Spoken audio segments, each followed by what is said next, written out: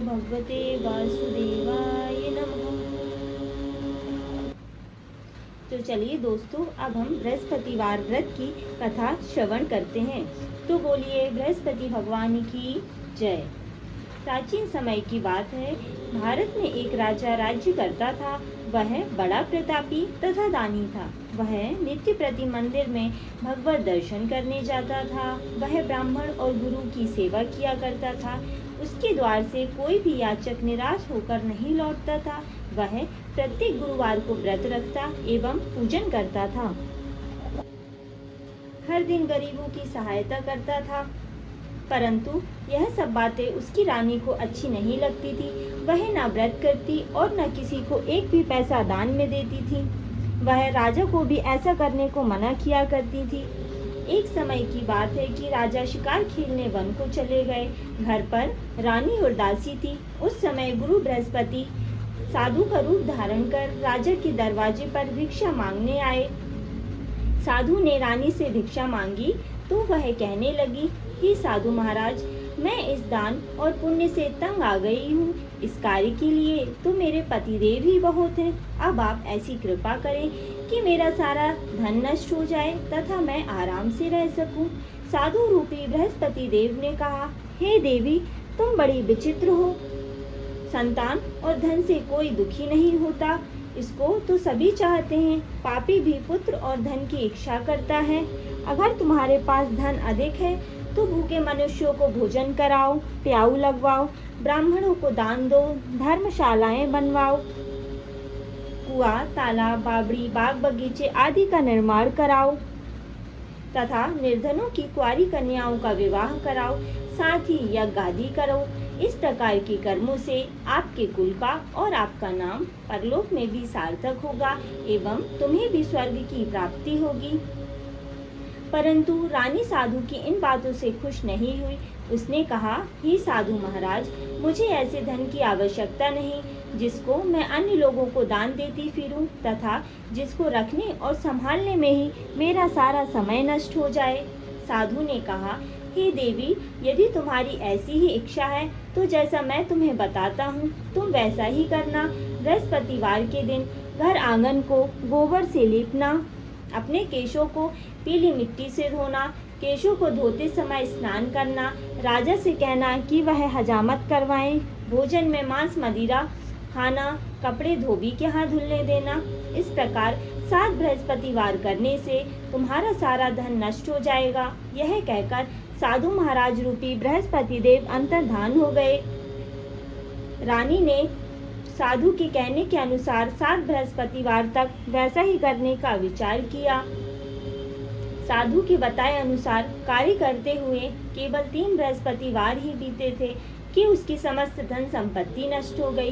भोजन के लिए दोनों समय परिवार तरसने लगा तथा सांसारिक भोगों से दुखी रहने लगा।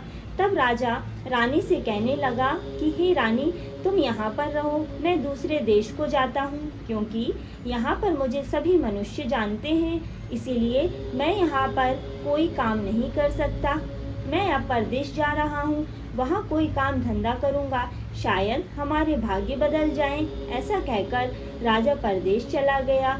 वह वहाँ जंगल से लकड़ी काट कर लाता और शहर में बेचता। इस तरह जीवन व्यतीत करने लगा। इधर राजा के बिना रानी और दासी दुखी रहने लगी। किसी दिन भोजन मिलता और किसी दिन जल पीकर ही रह जाती। एक समय रानी और दासी को 7 दिन बिना भोजन के व्यतीत करने पड़े तो रानी ने अपनी दासी से कहा, हे दासी, यहाँ पास के ही नगर में मेरी बहन रहती है, वह बड़ी धनवान है, तो उसके पास जा और वहाँ से 5 सेर बेझर मांग कर ले आ, जिससे कुछ समय के लिए गुजारा हो जाएगा। दासी रानी की बहन के पास गई। रानी की बहन उस समय पूजा कर रही थी। बृहस्पतिवार का दिन था। दासी ने रानी की बहन से कहा, हे रानी, मुझे आपकी बहन ने भेजा है, मुझे 5 सेर बेझर दे दो। दासी ने यह बात अनेक बार कही, परंतु रानी की बहन ने कोई उत्तर नहीं दिया, क्योंकि वह उस समय बृहस्पतिवार की कथा सुन रही थी। जब दासी को रानी की बहन से कोई उत्तर नहीं मिला तो वह बहुत दुखी हुई। उसे क्रोध भी आया। वह लौटकर रानी से बोली, हे रानी, आपकी बहन तो बहुत ही घमंडी है, वह छोटे लोगों से बात भी नहीं करती। मैंने उससे कहा तो उसने कोई उत्तर नहीं दिया। मैं वापस चली आई। रानी बोली, हे दासी, इसमें उसका कोई दोष नहीं है। जब बुरे दिन आते हैं तब कोई सहारा नहीं देता। अच्छे बुरे का पता तो विपत्ति में ही लगता है। जो ईश्वर की इच्छा होगी वही होगा। यह सब हमारे भाग्य का दोष है। उधर रानी की बहन ने सोचा कि मेरी बहन की दासी आई थी, परंतु मैं उससे नहीं बोली, इससे वह बहुत दुखी हुई होगी। अतः कथा सुन और विष्णु भगवान की पूजन समाप्त कर वह अपनी बहन के घर आई और कहने लगी, हे बहन, मैं बृहस्पतिवार का व्रत कर रही थी। तुम्हारी दासी हमारे घर गई थी, परंतु जब तक कथा होती है तब तक हम लोग न उठते हैं और न बोलते हैं, इसीलिए मैं नहीं बोली। कहो दासी क्यों गई थी? रानी बोली, बहन, हमारे घर अनाज नहीं था। वैसे तुमसे कोई बात छिपी नहीं है, इस कारण मैंने दासी को तुम्हारे पास 5 सेर बेझर लेने के लिए भेजा था। रानी की बहन बोली, बहन देखो, बृहस्पति भगवान सबकी मनोकामना पूर्ण करते हैं। देखो, शायद तुम्हारे घर में भी अनाज रखा हो। यह सुनकर दासी घर के अंदर गई तो वहां उसे एक घड़ा बेझर का भरा मिल गया। उसे बड़ी हैरानी हुई, क्योंकि उसने एक एक बर्तन देख लिया था। उसने बाहर आकर रानी को बताया। दासी अपनी रानी से कहने लगी, हे रानी देखो, वैसे हमको जब अन्न नहीं मिलता तो हम रोज व्रत ही तो करते हैं। अगर इनसे इस व्रत की विधि तथा कथा पूछ ली जाए तो उसे हम भी कर लिया करेंगे। दासी के कहने पर रानी ने अपनी बहन से बृहस्पतिवार व्रत के बारे में पूछा। उसकी बहन ने बताया, हे रानी बहन, बृहस्पतिवार को सूर्योदय से पूर्व उठकर स्नान करके बृहस्पतिवार का व्रत करना चाहिए, लेकिन उस दिन सिर नहीं धोना चाहिए। बृहस्पतिवार के व्रत में चने की दाल व मुनक्कों से विष्णु भगवान का केले की वृक्ष की जड़ से पूजन करें तथा दीपक जलावें। उस समय एक ही समय भोजन करें। भोजन पीले खाद्य पदार्थ का करें तथा कथा सुने। इस प्रकार करने से गुरु भगवान प्रसन्न होते हैं, अन्न, पुत्र और धन देते हैं। इस तरह व्रत और पूजन की विधि बताकर रानी की बहन अपने घर लौट गई। रानी और दासी दोनों ने निश्चय किया कि वे बृहस्पति देव भगवान का पूजन करेंगी। 7 दिन बाद जब बृहस्पतिवार आया तो उन्होंने व्रत रखा। घुड़साल में जाकर चना और गुड़ बीन लाई तथा उसकी दाल से केले की जड़ में विष्णु भगवान का पूजन किया। अब भोजन कहाँ से आए? दोनों बड़ी दुखी हुई, परंतु उन्होंने व्रत किया था, इस कारण बृहस्पति देव भगवान प्रसन्न थे। वे एक साधारण व्यक्ति के रूप में 2 थालों में सुंदर पीला भोजन लेकर आए और दासी को देकर बोले, हे दासी, यह भोजन तुम्हारी और रानी के लिए है, तुम दोनों करना। दासी भोजन पाकर बड़ी प्रसन्न हुई और रानी से बोली, रानी जी भोजन कर लो। रानी को भोजन आने के बारे में कुछ पता नहीं था, इसीलिए वह दासी से बोली, जा तू ही भोजन कर, क्योंकि तू हमारी व्यर्थ में हंसी उड़ाती है। दासी बोली, एक व्यक्ति अभी भोजन दे गया है। रानी कहने लगी, वह भोजन तेरे लिए ही दे गया होगा, तू ही भोजन कर। दासी ने कहा, वह व्यक्ति हम दोनों के लिए 2 थालों में भोजन दे गया है, इसीलिए मैं और आप दोनों ही साथ साथ भोजन करेंगी। फिर दोनों ने गुरु भगवान को नमस्कार कर भोजन प्रारंभ किया। उसके बाद से वे प्रत्येक बृहस्पतिवार को गुरु भगवान का व्रत और पूजन करने लगी। बृहस्पति भगवान की कृपा से उनके पास धन हो गया, परंतु रानी फिर से पहले की तरह आलस्य करने लगी। तब दासी बोली, देखो रानी, तुम पहले भी इस प्रकार का आलस्य किया करती थी। तुम्हें धन के रखने में कष्ट होता था, इस कारण सभी धन नष्ट हो गया। अब गुरु भगवान की कृपा से धन मिला है तो फिर तुम्हें आलस्य होता है। बड़ी मुसीबतों के बाद हमने यह धन पाया है, इसीलिए हमें दान पुण्य करना चाहिए। तुम भूखे मनुष्यों को भोजन कराओ, प्याऊ लगवाओ, ब्राह्मणों को दान दो, कुआं, तालाब, बावड़ी आदि का निर्माण कराओ, मंदिर, पाठशाला बनवाकर दान दो, कुंवारी कन्याओं का विवाह कराओ, धन को शुभ कार्यों में खर्च करो, जिससे कुल का यश बढ़े तथा स्वर्ग प्राप्त हो और पितृ प्रसन्न हो। दासी की बात मानकर रानी ने इसी प्रकार के कर्म करने प्रारंभ किए, जिससे उसका काफी यश फैलने लगा। एक दिन रानी और दासी आपस में विचार करने लगी कि ना जाने राजा किस दशा में होंगे। उनकी कोई खोज खबर नहीं है। गुरु भगवान से उन्होंने प्रार्थना की और भगवान ने रात्रि में राजा को स्वप्न में कहा, हे राजा उठ, तेरी रानी तुझको याद करती है, अब अपने देश को लौट जा। राजा प्रातःकाल उठकर जंगल से लकड़ियां काटकर लाने के लिए जंगल की ओर चल पड़ा। जंगल से गुजरते हुए वह सोचने लगा, रानी की गलती से कितने दुख भोगने पड़े। राजपाट छोड़कर उसे जंगल में आकर रहना पड़ा। जंगल से लकड़ियां काटकर उन्हें बेचकर गुजारा करना पड़ा।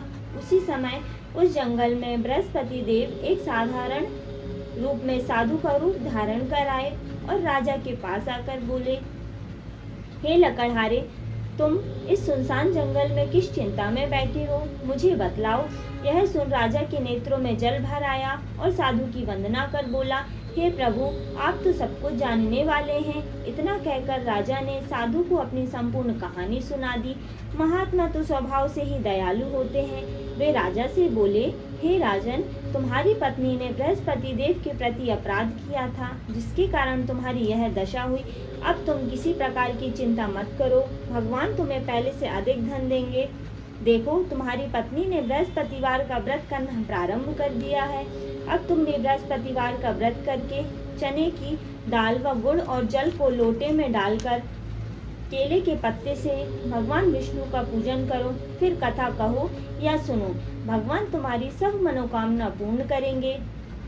साधु को प्रसन्न देखकर राजा बोला, हे प्रभु, मुझे लकड़ी बेचकर इतना पैसा भी नहीं बचता जिससे भोजन करने के उपरांत कुछ बचा सकूं।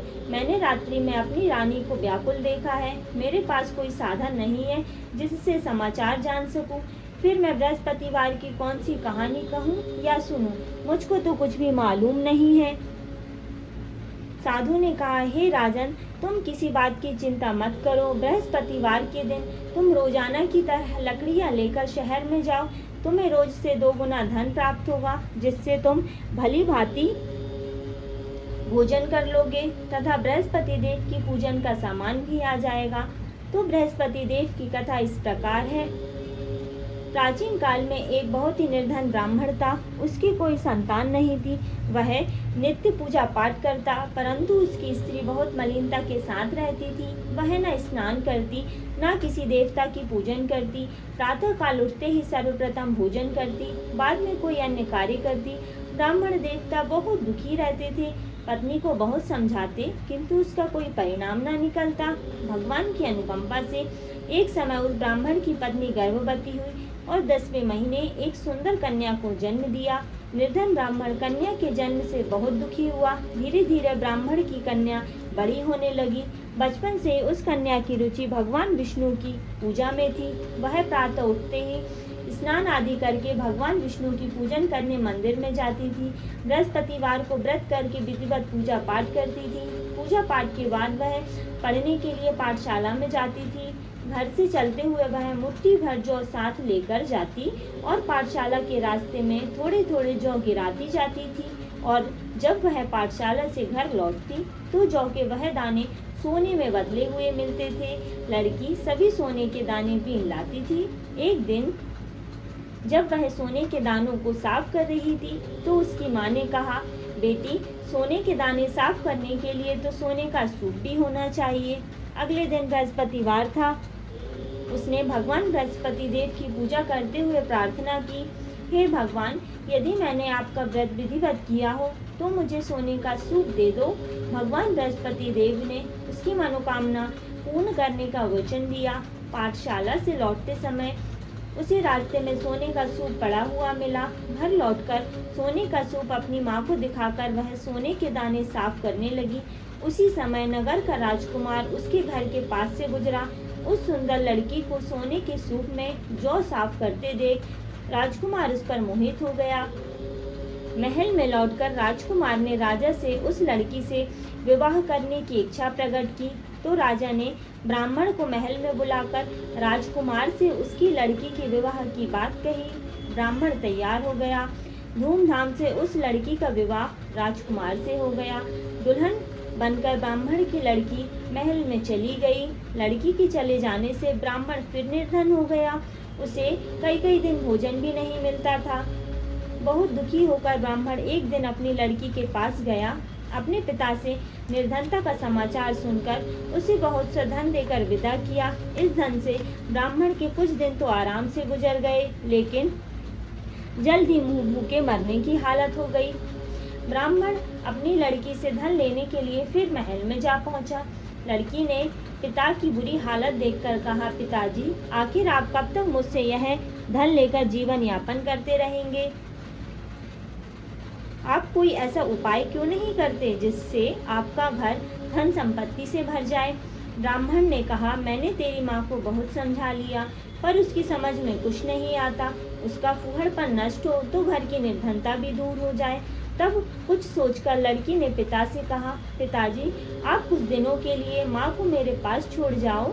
तब कुछ सोचकर ब्राह्मण पत्नी को लड़की के पास महल में छोड़ आया। लड़की ने अपनी माँ से कहा, माँ, तुम कल प्रातः काल उठकर स्नान आदि करके भगवान बृहस्पति देव अर्थात विष्णु जी की पूजा अवश्य करना। पूजा करने से तुम्हारी निर्धनता अवश्य दूर हो जाएगी। लेकिन उसकी माँ ने उसकी कोई बात नहीं मानी। तब क्रोधित होकर लड़की ने अपनी माँ को एक कक्ष में बंद कर दिया। सूर्योदय के समय माँ को उठाकर जबरदस्ती उसे स्नान कराया और फिर मंदिर में ले जाकर भगवान बृहस्पति देव की पूजा कराई। कुछ दिनों तक ऐसा करने से माँ की बुद्धि में परिवर्तन हुआ और वह स्वयं बृहस्पतिवार का व्रत रखने लगी। उसके व्रत रखने से ब्राह्मण के घर में भगवान विष्णु की अनुकंपा से धन की वर्षा होने लगी। दोनों पति पत्नी धन संपत्ति पाकर आनंद पूर्वक जीवन यापन करते हुए विष्णु धाम को चले गए। लकड़हारा बने राजा ने उस साधु से भगवान बृहस्पति देव की यह कथा सुनकर बृहस्पतिवार का व्रत करके भगवान विष्णु की पूजा की। उस दिन से उसके सभी कलेश दूर हो गए। लेकिन अगले बृहस्पतिवार को कामकाज में अधिक व्यस्त होने के कारण उसने भगवान बृहस्पति देव जी का व्रत नहीं किया। भगवान बृहस्पति देव लकड़हारे से क्रोधित हो गए और उसे भूल की सजा दी। उस दिन नगर के राजा ने नगर में घोषणा करके सबको सूचित किया, प्रत्येक नागरिक मेरे महल में भोजन करने आए। जो नहीं आएगा उसे अपराधी मानकर भारी दंड दिया जाएगा। लकड़हारा बने राजा ने उस नगर के राजा की घोषणा तो सुनी, लेकिन जंगल में लकड़ी काट कर लाने और उन्हें बेचने में देर हो जाने के कारण वह समय पर महल में भोजन करने नहीं जा सका। अतः राजा की सैनिक लकड़हारे को पकड़कर महल में ले गए। राजा ने उसे महल के एक कक्ष में बैठाकर भोजन कराया। उस कक्ष में एक खूंटी पर रानी का सोने का हार लटका हुआ था। लकड़हारा अकेला उस कक्ष में भोजन कर रहा था। तभी उसने एक आश्चर्यजनक घटना घटते हुए देखी। देखते ही देखते वह खूंटी हार को निगल गई। थोड़ी देर के बाद राजा ने हार को गायब देखा तो लकड़हारे को कारावास में डलवा दिया। लकड़हारा मन ही मन अपने भाग्य को कोसने लगा। तभी उसे जंगल में मिले साधु का स्मरण हो आया। थोड़ी देर में भगवान बृहस्पति देव सन्यासी के रूप में उसके सामने प्रकट हुए और कहा, हे लकड़हारे, तूने भगवान बृहस्पति देव की पूजा नहीं की है, इसी कारण तुम्हें यह कष्ट हुआ है। लेकिन अब चिंता मत करो, बृहस्पतिवार के दिन कारागार के दरवाजे पर तुम्हें कुछ पैसे पड़े हुए मिलेंगे। उन पैसों से भगवान बृहस्पति देव का व्रत करके उनकी पूजन करोगे तो तुम्हारे सब दुख नष्ट हो जाएंगे। बृहस्पतिवार के दिन दरवाजे पर पड़े मिले पैसों से चने और गुड़ मंगवाकर लकड़हारे ने बृहस्पतिवार की कथा कही तो भगवान बृहस्पति देव ने प्रसन्न होकर उस नगर के राजा को स्वप्न में लकड़हारे को कारागार से मुक्त करने को कहा। सुबह राजा ने अपने कक्ष में आकर देखा तो खूंटी पर रानी का हार टंगा हुआ था। राजा ने लकड़हारे को मुक्त कर दिया और उसे धन और आभूषण देकर विदा किया। लकड़हारा बना राजा उस नगर से चलकर अपने नगर में पहुंचा तो उसे नगर में कुएं, धर्मशाला, बाग बगीचे देखकर बहुत प्रसन्नता हुई। राजा ने किसी से पूछा, ये कुएं, धर्मशालाएं किसने बनवाई हैं? सबने उसे बताया कि यह सब रानी और उसकी दासी ने बनवाए हैं। राजा महल में पहुंचा तो रानी ने उसका भव्य स्वागत किया। तब राजा ने निश्चय किया कि सप्ताह में एक बार तो सभी बृहस्पति देव का व्रत तथा पूजन करते हैं, परंतु मैं प्रतिदिन व्रत किया करूंगा तथा दिन 3 बार कथा कहा करूंगा। अब राजा हर समय अपने दुशाले में चने की दाल बांधे रहता तथा दिन में 3 बार बृहस्पति देव की कथा कहता। कुछ दिनों के बाद राजा को अपनी बहन की याद आई। एक दिन घोड़े पर सवार होकर राजा अपनी बहन से मिलने चल दिया। अभी राजा नगर के बाहर पहुंचा ही था कि उसने कुछ लोगों को एक शव को ले जाते हुए देखा। राजा को स्मरण हो आया कि आज उसने किसी को बृहस्पतिवार की व्रत कथा नहीं सुनाई है। राजा ने उन लोगों को रोककर कहा, भाइयों, आप शव को ले जाने से पहले मुझसे बृहस्पतिवार की कथा सुन ले।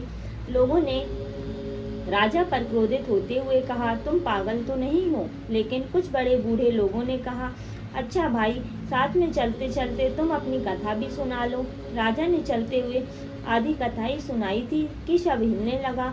राजा के पूरी कथा सुनाते ही शव उठकर बैठ गया। लोगों ने हैरानी से दांतों तले उंगली दबाई और अगले बृहस्पतिवार से भगवान बृहस्पति देव का व्रत करने व कथा सुनने का निश्चय कर लिया। अब घोड़े पर सवार राजा चलते हुए एक किसान के पास जा पहुंचा। किसान अपने खेत में हल चला रहा था।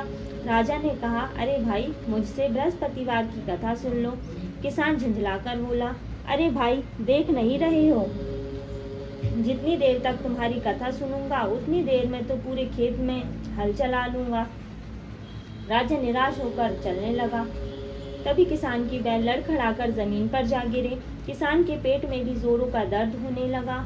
उस किसान की पत्नी जब खाना लेकर आई तो उसने किसान से इस बारे में पूछा। किसान ने घुड़सवार की पूरी कहानी सुनाई। किसान की पत्नी दौड़ती हुई राजा के पास पहुंचकर हाथ जोड़कर बोली, भैया, मैं तुम्हारी कथा सुनने को तैयार हूँ। राजा ने उसके साथ खेत पर पहुंचकर बृहस्पतिवार की कथा सुनाई। तभी बैल उठकर खड़े हो गए। किसान के पेट का दर्द भी तुरंत ठीक हो गया। राजा अपनी बहन के घर पहुंचा तो उसकी बहुत आवभगत हुई। अगले दिन सुबह उठकर राजा ने देखा घर के सभी लोग भोजन कर रहे हैं। किसी भूखे को बृहस्पतिवार की कथा सुनाए बिना राजा भोजन नहीं करता था। उसने बहन से कहा, बहन, क्या घर में कोई ऐसा व्यक्ति है जिसने भोजन ना किया हो? उसकी बहन बोली, भैया, हमारे घर में तो क्या, आपको पूरे नगर में कोई ऐसा व्यक्ति नहीं मिलेगा जिसने सुबह सुबह भोजन ना किया हो। तब राजा ने बहन के घर से निकलकर एक नगर में बिना भोजन किए व्यक्ति की तलाश की तो एक गरड़िए के घर में उसका बेटा बीमार होने के कारण भूखा रह गया था। राजा ने उसको जाकर बृहस्पतिवार की कथा सुनाई। कथा सुनते सुनते गरड़िए का बीमार बेटा बिल्कुल ठीक हो गया।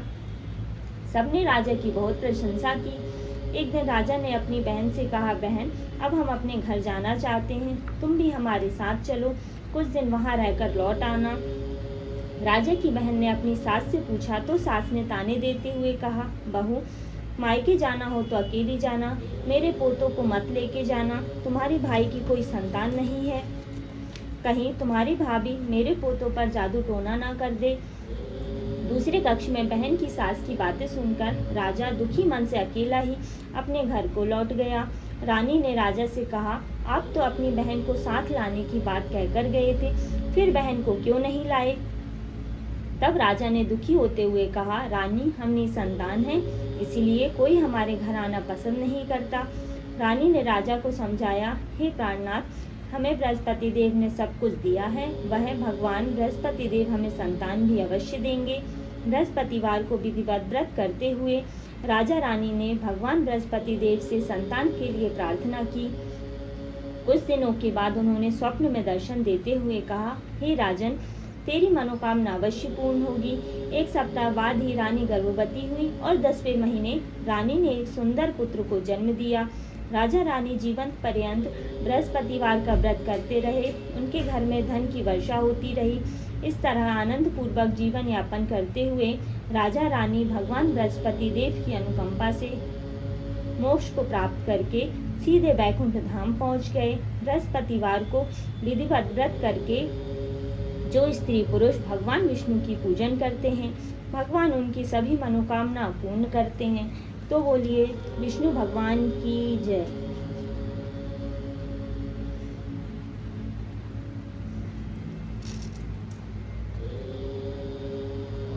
तो चलिए अब हम बृहस्पति देव की आरती श्रवण करते हैं।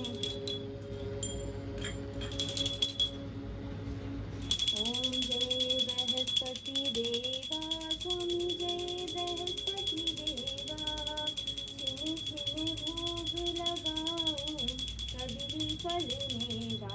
ओम जय बृहस्पति देवा, तुम पूर्ण परमात्मा, तुम अंतर्यामी, जगत पिता जगदीश्वर, तुम सबके स्वामी। ओम जय बृहस्पति देवा, चरणामृत निज निर्मल, सब पावक हरता, सकल मनोरथ दायक, कृपा करो भरता। ओम जय बृहस्पति देवा, तन मन धन अर्पण कर, जो जन शरण पड़े, प्रभु प्रकट तब हो कर, आकर द्वार खड़े। ओम जय बृहस्पति देवा, दीन दयाल दयाहन भक्तन हितकारी, पाप दोष सब हरता, भव बंधन हारी। ओम जय बृहस्पति देवा, सकल मनोरथ दायक, सब संशय हारी, विषय विकार मिटाओ, संतन सुखकारी। ओम जय बृहस्पति देवा, जो कोई आरती तेरी प्रेम सहित गावे, ज्येष्ठानंद आनंद सो निश्चय ही पावे। ओम जय बृहस्पति देवा, ओम जय बृहस्पति देवा। बोलिए बृहस्पति भगवान की जय, श्री विष्णु भगवान की जय, श्री जगदीश भगवान की जय। ओम जय जगदीश हरे, स्वामी जय जगदीश हरे, भक्त जनों के संकट क्षण में दूर करे। ओम जय जगदीश हरे, जो ध्यावे फल पावे, दुख दिन से मन का, सुख संपत्ति घर आवे, कष्ट मिटे तन का। ओम जय जगदीश हरे, मात पिता तुम मेरे, शरण गहूँ मैं किसकी, तुम बिन और न दूजा, करूँ मैं जिसकी। ओम जय जगदीश हरे, तुम पूर्ण परमात्मा, तुम अंतर्यामी, पार ब्रह्म परमेश्वर, तुम सबके स्वामी। ओम जय जगदीश हरे, तुम करुणा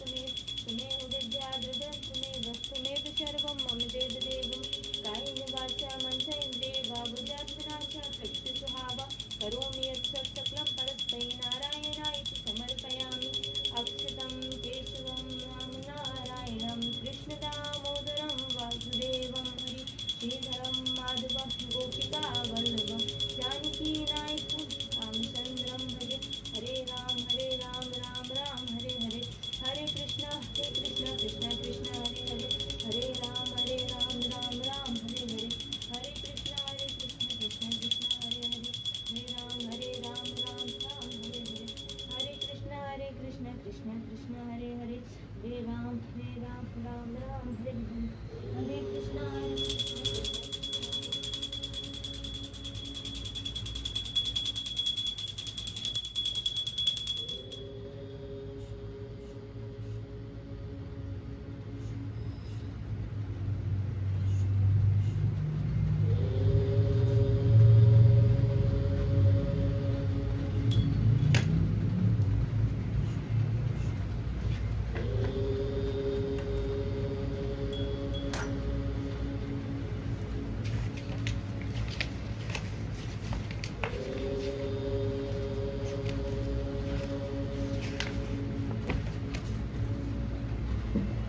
बोलिए श्री विष्णु भगवान की जय। ओम नमो भगवते वासुदेवाय नमः।